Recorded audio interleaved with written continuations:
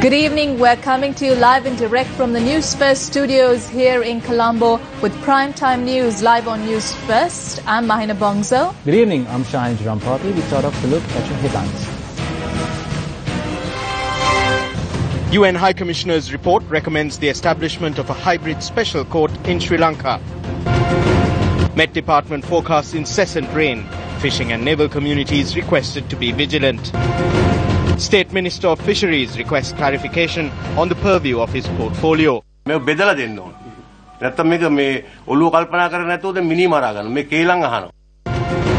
CID takes charge of investigation into rape and murder of Seya Sadeumi.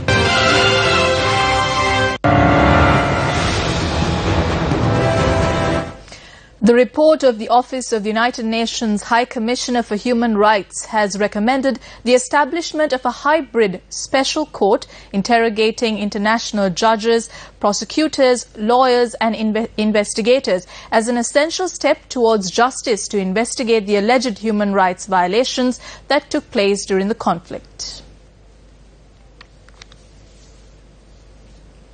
To state clearly here, the commitment by the new government, which has undeniably taken a number of positive steps since President Maithripala Sirisena was elected last January, to pursue accountability is commendable. And you heard that commitment repeated earlier this week by the Foreign Minister, Mangala Samarawira, with whom I've had a good number of discussions in recent months, including as recently as last Sunday. However, it is, I believe, an inescapable reality that Sri Lanka's criminal justice system is not yet ready to handle these types of crimes. First and foremost, there is the absence of any reliable system for victim and witness protection. Second is the inadequacy of Sri Lanka's domestic legal framework to deal with international crimes of this gravity and scale. The third challenge is the degree to which Sri Lanka's security sector and justice system have been distorted and corrupted by decades of emergency, conflict and impunity. It is for these reasons the establishment of a hybrid special court integrating international judges, prosecutors, lawyers and investigators becomes so necessary. A purely domestic court procedure will simply not succeed in overcoming the widespread and justifiable suspicions fueled by decades of violations, malpractice and broken promises. The report that was released today reveals violations that are among the most serious crimes. On unlawful killings, the report says there are reasonable grounds to believe numerous unlawful killings were allegedly committed by both parties between 2002 and 2011. The report also notes that there appear to have been discernible patterns of killings, for instance in the vicinity of security forces, checkpoints and military bases, and also of extrajudicial killings of individuals while in the custody of security forces, including people who were captured or surrendered at the end of the conflict. It adds that the LTTE also reportedly killed Tamil, Muslim and Sinhalese civilians through indiscriminate suicide bombings and mine attacks, as well as assassinations of individuals, including public officials, academics and dissenting Tamil political figures. On sexual and gender-based violence, the report says that one shocking finding of the investigation was the extent to which sexual violence was committed against detainees by the Sri Lankan security forces. It adds that harrowing testimony from 30 survivors of sexual violence who were interviewed indicates that incidents of sexual violence were not isolated acts but part of a deliberate policy to inflict torture following similar patterns and using similar tools. The report says not a single perpetrator of sexual violence related to the armed conflict is so far known to have been convicted. On enforced disappearances, the report notes that there are reasonable grounds to believe that those who disappeared after handing themselves over to the army at the end of the conflict were deliberately targeted because they were or were perceived to be affiliated with the LTTE. It adds that many others, including people not directly linked to the conflict, disappeared, typically after abduction in white vans. The report also speaks of torture and other forms of cruel, inhuman or degrading treatment, and that victims interviewed for the report described their own torture in detail. The report goes on to say that information indicated patterns of abductions leading to forced recruitment of adults by the LTTE, which intensified towards the end of the conflict. It adds that extensive recruitment and use of children in armed conflict by the LTTE and by the paramilitary Karuna group, which supported the government following its split from the LTTE in 2004, was also documented. The report says it has been documented that in the last few months of the conflict, the LTTE increasingly recruited children, and these practices would amount to war crimes if established in a court of law. The report says that there are reasonable grounds to believe many attacks during the last phase of the war did not comply with international humanitarian law principles on the conduct of hostilities, particularly the principle of distinction. The report documents repeated shelling by government forces of hospitals and humanitarian facilities in the densely populated no-fire zones. The report says the presence of LTT cadres directly participating in hostilities and operating within the predominantly civilian population, launching attacks from close proximity of these locations, and the LTT policy of forcing civilians to remain within areas of active hostilities may also have violated international humanitarian law. The report goes on to say that there are reasonable grounds to believe that the government placed considerable restrictions on freedom of movement of humanitarian personnel and activities and may have deliberately blocked the delivery of sufficient food aid and medical supplies in the Vanni in the northern province, which may amount to the use of starvation of the civilian population as a method of warfare. It goes on to note that almost 300,000 IDPs were deprived of their liberty in camps for periods far beyond what is permissible under international law. The OHCHR report recommends that the government of Sri Lanka accedes to the Rome Statute of the International Criminal Court. The report also recommends that the GOSL establishes an ad hoc hybrid special court integrating international judges, prosecutors, lawyers and investigators mandated to try war crimes and crimes against humanity. It recommends that the GOSL should carry out a comprehensive mapping out of all criminal investigations, habeas corpus and fundamental rights petitions related to serious human rights violations and refer these cases to the special court upon its establishment. Yet another recommendation is for the GOSL to dispense with the current Presidential Commission on Missing Persons and transfer its cases to a credible and independent institution developed in consultation with families of the disappeared. The report further recommends the invitation of the OHCHR to establish a full-fledged country presence to monitor the human rights situation, advise on implementation of the High Commissioner's recommendations and of all HRC resolutions, and provide technical assistance. It recommends to set up a high-level executive group to develop a coordinated, time-bound plan and oversee progress in implementing the recommendations contained in this report and previous reports by the High Commissioner to the Human Rights Council, as well as relevant outstanding recommendations of the LLRC and past commissions of inquiry. It also recommends to enact legislation to criminalize war crimes, crimes against humanity, genocide and enforced disappearances without the statute of limitation. Well, recapping again what happened in Geneva today, the report of the Office of the United Nations High Commissioner for Human Rights has recommended the establishment of a hybrid special court integrating international judges, prosecutors, lawyers and investigators as an essential step towards justice to investigate the alleged human rights violations that took place during the conflict. Now, shortly after the release of the OISL report in Geneva, I met with Ravina Shamdasani, the spokesperson for the High Commissioner of Human Rights, and this is what she had to say. The Sri Lankan government was of the stance or was under the impression that it may be able to hold its own transparent domestic investigation. So isn't this a surprise move by the United Nations? Not at all. I mean, in fact, what our report has found is that there are serious indications that international crimes may have been committed. These are war crimes, crimes against humanity, and there's a pattern of violations. We're not talking about pockets of violations, but patterns. And these patterns are systemic violations. They take coordination, they take resources. These crimes need to be handled very, very delicately at a very high level. And we believe that this is extremely important because in Sri Lanka, you've had several attempts at justice, several commissions that have been set up, and they have been a failure. Victims have lost their trust. And these recommendations go to the heart of what the victims need to see true justice and accountability in Sri Lanka.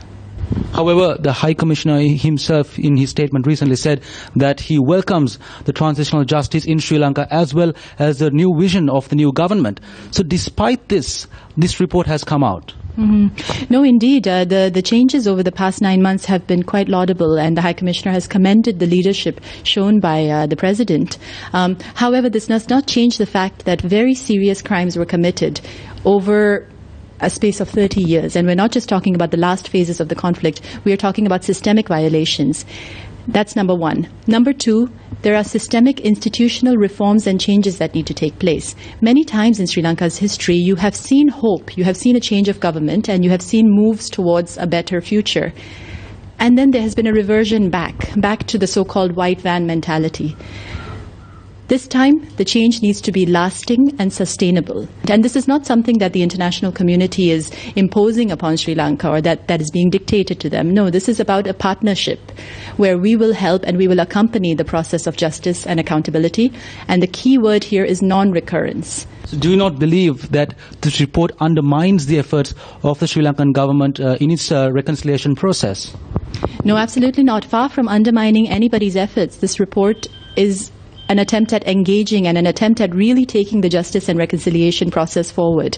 As I said, there's a lot of skepticism on the part of the victims. And again, the focus has to be on the victims and not on the government. In the course of our research for this report, we sensed that the victims are still very afraid to speak out. There are many reasons for this. Some of them have actually faced reprisals in the past for speaking out. Ms. Ravina, what happens next? What should the Sri Lankan government do? What comes next is the follow-up.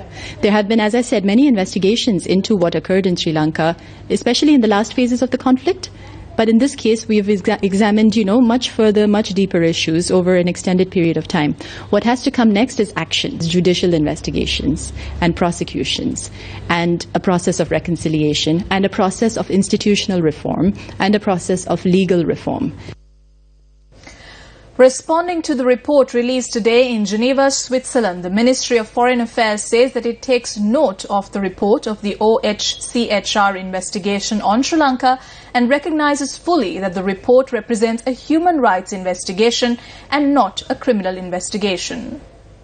The Ministry of Foreign Affairs had responded to the report of the Office of the High Commissioner for Human Rights in a letter which reads that the government of Sri Lanka takes note of the report and recommendations put forth by the High Commissioner. The letter adds that the GOSL will ensure that the content as well as recommendations of the report receive due attention of the relevant authorities, including the new mechanisms that are envisaged to be set up. The letter goes on to say that the GOSL is pleased and encouraged by the High Commissioner's recognition of the efforts of the new government since the presidential election on the 8th of January 2015 in dealing with issues of concern for the people of Sri Lanka relating to human rights, rule of law, governance, justice, institutional and legal reform and reconciliation. It adds that the GOSL appreciates the due recognition given to the government's constructive engagement with the High Commissioner and the OHCHR aimed at addressing post-conflict issues that impact on achieving reconciliation.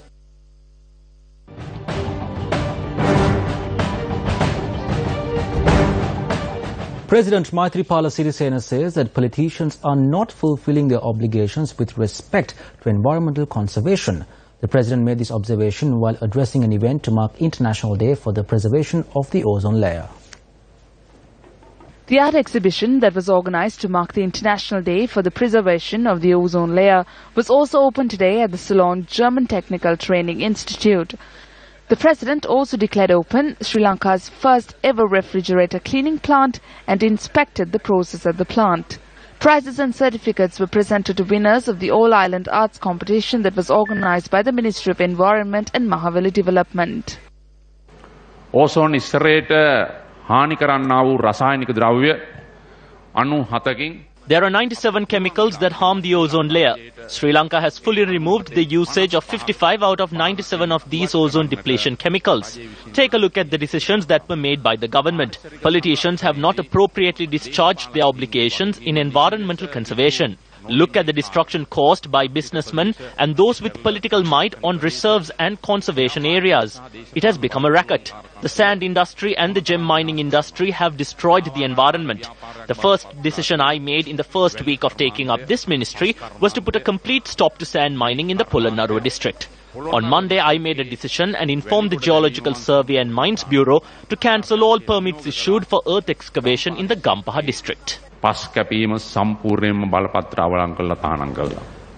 The Living Blue Planet report released by World Wildlife Fund or the WWF in collaboration with the Zoological Society of London says that the population of some marine species have declined by 49% in just 4 decades.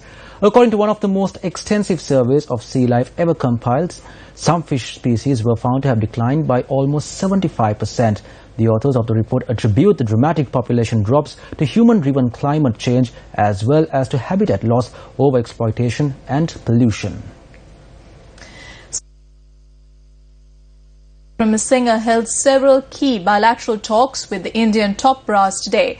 Newsfirst Shamir Rasuldeen reports with Frederick Dissanayake. Prime Minister Ranil Vikramasinghe met Indian President Pranab Mukherjee in New Delhi today. The meeting took place at the majestic Rashtrapati Bhavan. The Rashtrapati Bhavan is the official home of the President of India, located in New Delhi. In terms of area, Rashtrapati Bhavan is one of the largest residences of a head of state in the world. It may refer only to the mansion that has a presidential official residence, halls, guest rooms and offices. Vikramasinghe, Prime Minister of the Democratic Socialist Republic of Sri Lanka, and Professor Mrs. Maitri Vikramasinghe. The meeting between the Indian President and the visiting Sri Lankan Premier began at 11:30 a.m. today. The meeting focused on bilateral concerns between both nations. The Prime Minister was accompanied by Minister of International Trade Malik Samaravikrama and Foreign Minister Mangala Samaravira. Earlier in the day, the Prime Minister met with the Indian Finance Minister Arun Jaitley. Sri Lankan Prime Minister Ranil Vikramasinghe left New Delhi today following the conclusion of his two-day official visit. Incidentally, this is the first official visit undertaken by the Sri Lankan Prime Minister following the August 17th general elections after being appointed as the Prime Minister of Sri Lanka. During the last 2 days, the Prime Minister has been holding discussions with his Indian counterpart Narendra Modi as well as senior members of the Indian cabinet. He also met with Congress leader Sonia Gandhi. The Prime Minister's office said that the bilateral meetings were successful. The benefits of this Indian trip will only be seen in the next few years. Shamir Rasuldeen reporting for News First from New Delhi, India.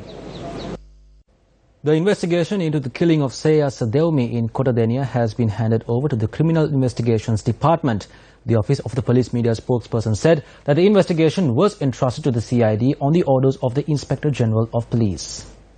The police media spokesperson says that although statements have been recorded from 15 persons over the rape and murder, no credible information has come to light to assist police to close in on a suspect.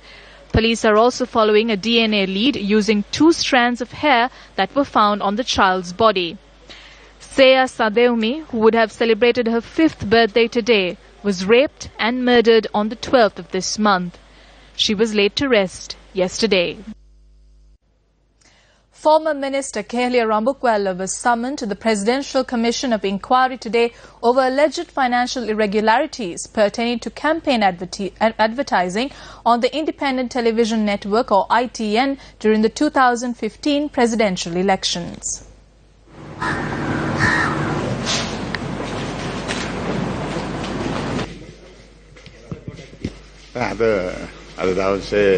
Today I was questioned about how the former chairman of the Independent Television Network, Anura Siriwardana, was appointed. I am ready to give my fullest support to an investigation if there is one. Former Secretary to the Ministry of Finance, Dr. P.B. Jayasundara, was also summoned to the Presidential Commission of Inquiry over this matter.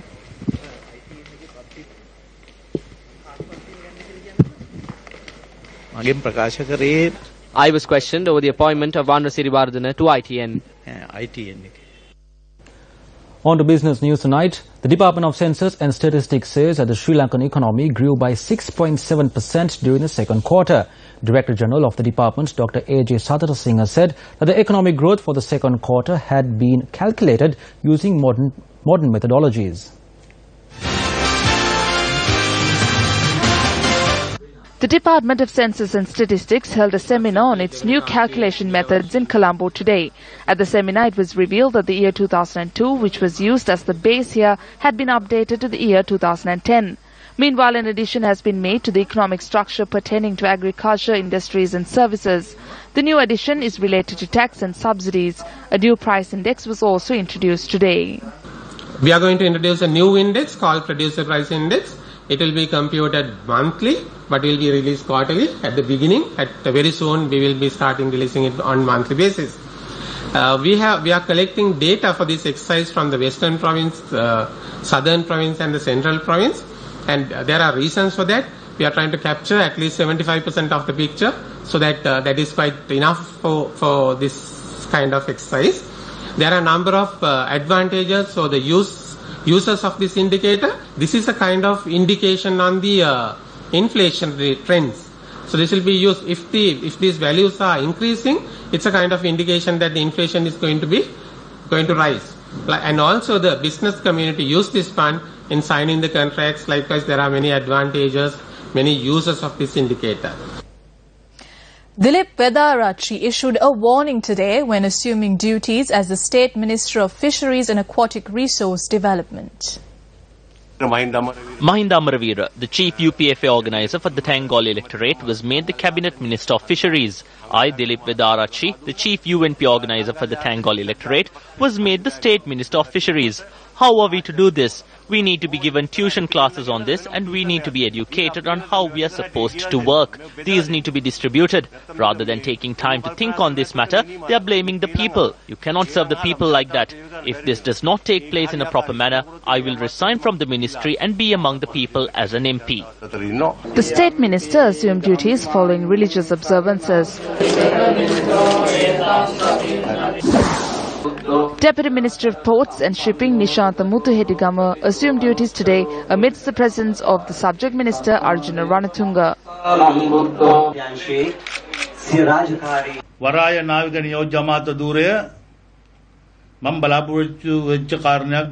I did not hope for the deputy ministerial portfolio of ports and shipping. I am a person who worked to ensure that Mahinda Rajapaksa would be elected as the president. When President Maithripala Sirisena asked me if I wanted to be part of the national government, I gave him my consent. That was for 5 years. This is to join the government and work to build the government and the country. My objective is not to seek commissions and not to engage in corruption. I need persons who will not seek commissions. I will not let him stay away. He is here to serve and I am here to serve. The time for walking is over. Now the time has come to run. He needs to learn to run with me. A fundamental rights petition filed at the Supreme Court by State Minister Sujiva Senasinghe was taken up for consideration today. The FR petition was taken up before a 3-judge bench comprising of Justices Chandra Ekanayake, Priyantha Jayawardena and Upali Aberatna. State Minister Sujiva Senasinghe claims in his petition that a sergeant of the Athuragiriya police had obstructed his campaign activity in the run-up to the concluded general election. The fundamental rights petition filed by the minister notes that charges were filed only against him, disregarding the complaint lodged against the police sergeant. This was an attempt made through a politician from our own party to destroy the votes I was to get at the elections. An injunction order was obtained for the case filed against me in the magistrate's court. Furthermore, a complete report was submitted to the Attorney General. The injunction order states that the Attorney General should reach a decision regarding it and inform the court. Today, court accepted the case regarding the violation of my fundamental rights. I hope to take further legal action against these police officers. The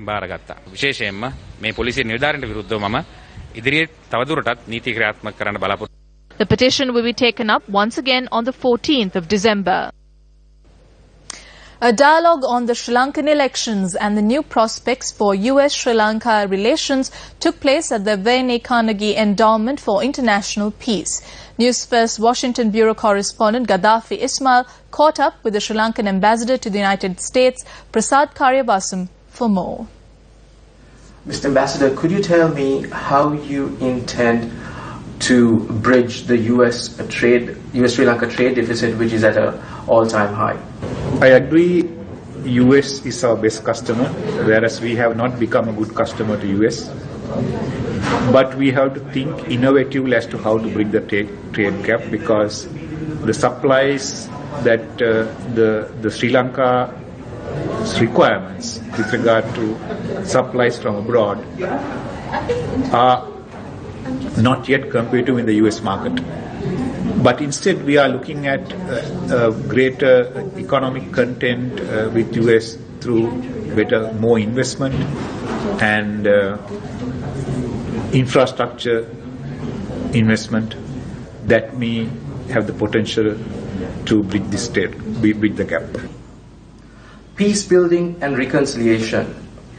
What's being done by the new regime to build peace and reconciliation with all ethnicities? Sri Lanka's plan as to how we will embark on reconciliation. Peace building is part of that process, and government is committed to walk the talk, and we think that will succeed, but it will take time because by nature efforts at reconciliation require time, patience and greater understanding by the community at large. Dissonance to convergence.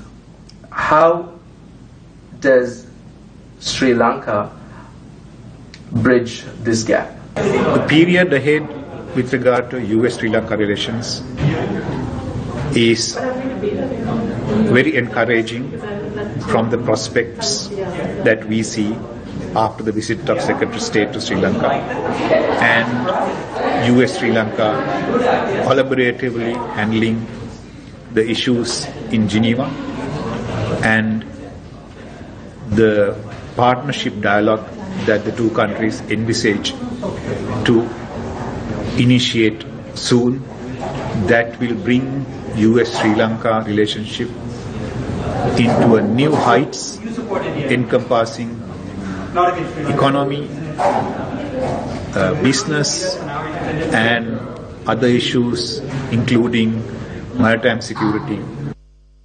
Daham Sirisena attended a welfare program for those affected by kidney disease in Kurunegala today. Locally manufactured water filters to prevent the spread of kidney disease were handed over to the Kurunegala Teaching Hospital today under the auspices of Daham Sirisena. We are from Polonnaruwa. Kidney disease had spread across the North Central province rapidly. This had spread to many areas in the country, including Jaffna and Hambantota, let alone the Rajawata area. This is an issue in the country. Providing clean drinking water during such a period is a good thing. In another headline-making story this evening, the Department of Meteorology says that deep and shallow sea areas around the island will be very rough at times with strong southwesterly winds of up to 70 to 80 kilometers per hour. Therefore, the department urges the naval and fishing communities to be vigilant.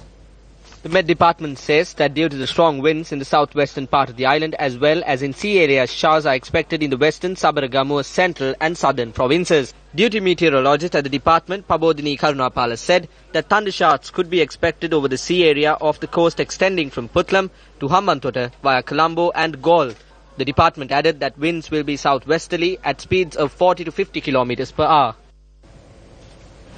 Well, that's all the news we have for you today on this Wednesday evening. Thank you very much for joining us. I'm Mahina Bongzo. And I'm Shahin Rampati. Good night and take care.